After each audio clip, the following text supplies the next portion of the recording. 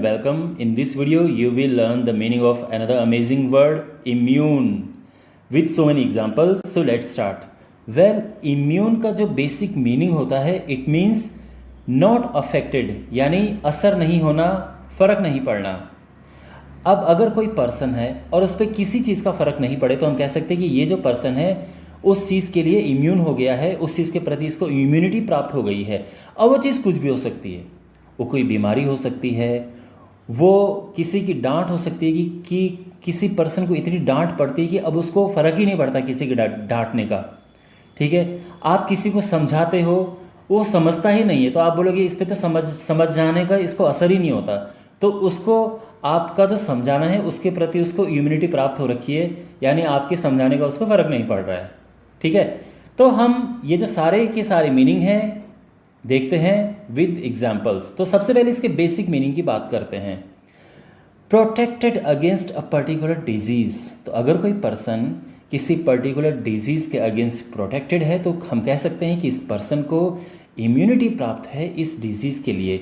He has become immune to that disease या he has got immunity to that disease. ठीक है ना. अब किसी पर्सन को इम्यूनिटी कैसे मिलती है डिजीज़ के लिए? या तो उसको वैक्सीन लगी हो और या कुछ केसेस में वो बीमारी पहले हो रखी हो. फॉर एग्जांपल जैसे वैक्सीन का आप एग्जांपल हम यहाँ पे ले लेते हैं. A vaccine provides immunity to a particular disease.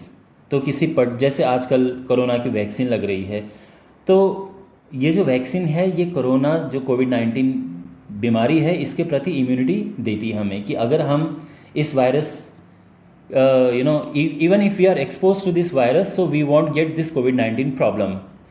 तो ये वैक्सीन हमें यहाँ पर इम्यूनिटी प्रोवाइड करती है. ओके.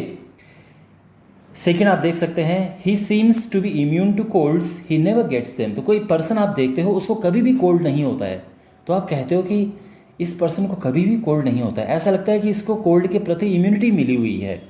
अंडरस्टैंड. एंड जो तीसरा है, जैसे मैंने आपको कहा था कि अगर किसी पर्सन को कुछ पर्टिकुलर बीमारियां ऐसी हैं जो एक बार ही अगर हो गई लाइफ में तो दोबारा अक्सर नहीं होती हैं मेजॉरिटी ऑफ पीपल को. जैसे चिकन पॉक्स है, तो वो अगर एक बार लाइफ में हो गया तो दोबारा अक्सर नहीं होता है. Most people who have had chickenpox once are immune to it for the rest of their lifes. Understand. अब हम इसका दूसरे टाइप का मीनिंग देखते हैं. तो यहाँ पर है not affected or upset by a particular type of behavior or emotion. तो किसी पर्टिकुलर टाइप का बिहेवियर या इमोशन है उससे अफेक्ट नहीं होना. His parents scold him so much that now he has become immune to it. यानी उसके पेरेंट्स उसको इतना डांटते हैं कि अब वो इसके प्रति इम्यून हो गया है, यानी अब उस पर डांट का कोई फ़र्क ही नहीं पड़ता है. Okay. You are immune to good advice. आप कोई पर्सन आपके सामने है, आप उसको एडवाइस देते हो कि देखो तुम्हें ये करना चाहिए, तुम क्यों नहीं करते हो ऐसा. तो बाद में फिर समझाने के बाद फिर अब बाद में आप बोलोगे यार you are immune to good advice. तुम्हारी तो अच्छी एडवाइस तुम लेते ही नहीं हो, तुम्हारी समझ में ही नहीं आती. समझ गया ना आप बात को. इस तरह से है. और इसका एक और मीनिंग है not able to be punished और डैमेज्ड बाय समथिंग. तो अगर कोई पर्सन है उसको हम पनिश नहीं कर पा रहे हैं या उसको डैमेज नहीं कर पा रहे हैं किसी चीज़ से, इट मीन्स वो इम्यून है. अब देखो कैसे, यहाँ पे एग्जांपल्स हैं. Team B has got immunity in this round. इस राउंड में टीम बी को इम्यूनिटी मिली हुई है. इसका क्या मतलब है?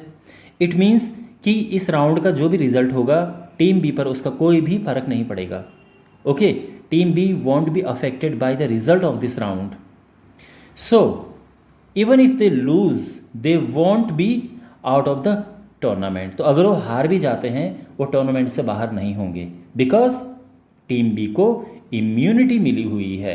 They are immune to results. Okay. Diplomats enjoy legal immunity that ensures that they won't be prosecuted by the host country.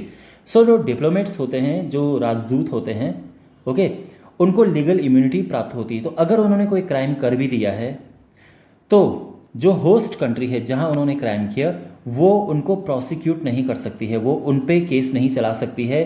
Case वहीं चलेगा जहाँ का वो डिप्लोमेट है, जिस कंट्री का. लेकिन जिस कंट्री में क्राइम हुआ है वहाँ पे उस पर केस नहीं चल सकता है क्योंकि उनको लीगल इम्यूनिटी मिली हुई होती है। ऑलराइट, वेल, तो आई होप आपको इस वर्ड का अच्छे से मीनिंग समझ आया होगा। Subscribe to the channel, share the video with your friends. Thanks for watching, God bless you.